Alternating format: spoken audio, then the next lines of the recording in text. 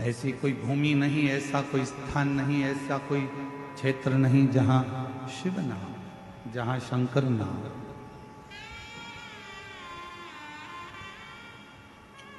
जहां परमात्मा ना हो। पार्वती जी देख रही हैं कि वो गंगा जी की पानी की जो लहरें थी वो उछल रही हैं, थोड़ी देर उछलती हैं, थोड़ी देर में शांत हो जाती हैं, फिर उछलती हैं, फिर शांत हो जाती हैं। वो गंगा की लहरें बार बार उछल रही हैं और बार बार शांत हो रही हैं। संसार में जितने मनुष्य, इस मृत्यु लोक में जितने मनुष्य जन्म लेते हैं, उस मृत्यु लोक में जितने मनुष्य इस भूमंडल पर इस मृत्यु लोक में जन्म लेते हैं, ऐसा कोई मानव नहीं है जिसके भीतर बहुत सारी उमंगें उत्पन्न नहीं होती।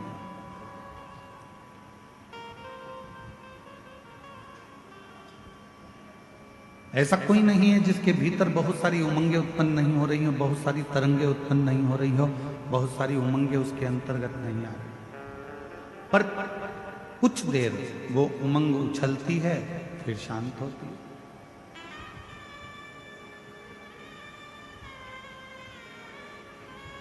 जब माता पार्वती जी बैठी रही, कुछ देर बाद बाबा देव अधिदेव महादेव भगवान शंकर पार्वती जी से मिलने के लिए आए।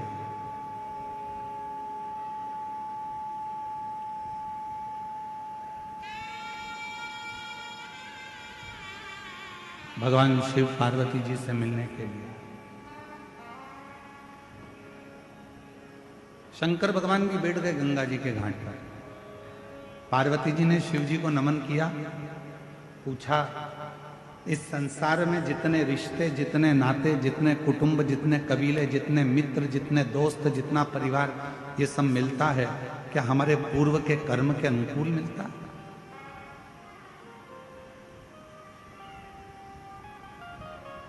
क्या हमारा पूर्व का कोई कर्म हुआ है जिसके अनुसार हमको ये सब मिलते हैं? भगवान शिव ने कहा, सुनो पार्वती,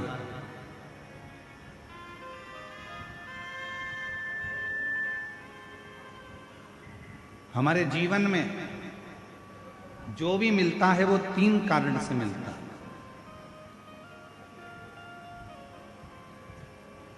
जगत जननी, इस संसार सागर में जितने भी मिलेंगे, चाहे माँ मिले, पिता मिले, भाई मिले, बहन मिले, पत्नी मिले, बेटे मिले, बेटी मिले, मित्र मिले, काका मिले, काकी मिले, चाचा मिले, चाची मिले, बुआ मिले, फूफा मिले, मामा मिले, मामी मिले, तुम्हारे जितने पड़ोसी मिले, रिश्तेदार मिले, कोई दोस्त मिले, कोई बाहर के मिले, जितने भी मिलते हैं ये किसी कारण से मिलते हैं। उसके 3 कारण।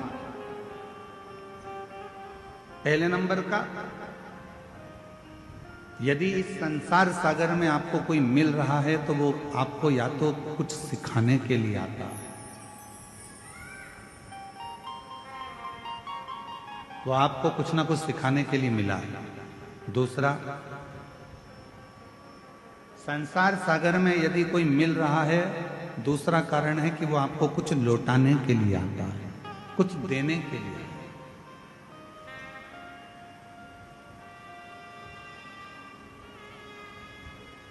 और तीसरा नंबर है,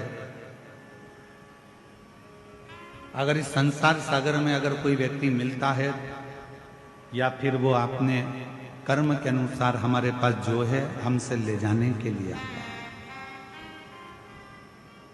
सिखाने के लिए आया, लौटाने के लिए आया, या फिर ले जाने के लिए आया।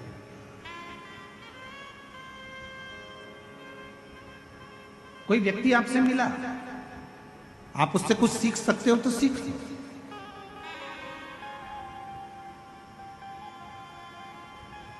कोई मिला है आपकी जिंदगी में, आप उससे कुछ प्राप्त कर सकते हो तो कर लो। वो आपको देने के लिए आया है, कोई ज्ञान देगा, कोई विद्वत्ता देगा, कोई आपको कुछ समझाएगा, कुछ बताएगा, कुछ दे रहा है, वो लौटाने के लिए आया है तो लौटा कर जाएगा। कोई सिखाने के लिए आया है तो सिखा कर जाएगा। और संसार में कोई कोई व्यक्ति ऐसा मिल जाता है कि जो हमारा लेकर भी चला जाता है, चाहे हमारा धन ले जाए, चाहे हमारी प्रॉपर्टी ले जाए, चाहे हमारा गाड़ी ले जाए, बंगला ले जाए, सत्ता ले जाए, कुछ ना कुछ लेकर चले जाए। 3 कारण है। कई माताएं कहती हैं गुरुजी मेरी बहू मुझे पूछती नहीं है, प्रणाम नहीं करती है, नमन नहीं करती है। कोई कहती है कि मेरी सास मुझे आदर नहीं देती है, सम्मान नहीं देती है, सत्कार नहीं देती है। मेरा निवेदन है, आज के समय में, इस कलिकाल के समय में कोई घर ऐसा नहीं है जिसके घर में भगवान ने खाने के लिए अन्न नहीं दिया। भगवान ने सबको अन्न दिया, भगवान ने सबको बुद्धि दी, भगवान ने सबको हाथ पैर दिए, भगवान ने सबको सोचने के लिए विवेक दिया। परमात्मा ने किसी को भूखा नहीं सुलाया, भगवान ने सबकी व्यवस्था करी।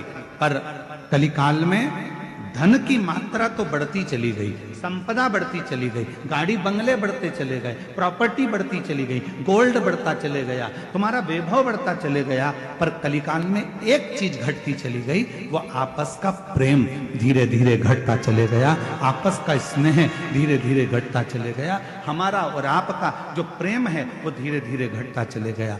पति पत्नी का प्रेम घटा,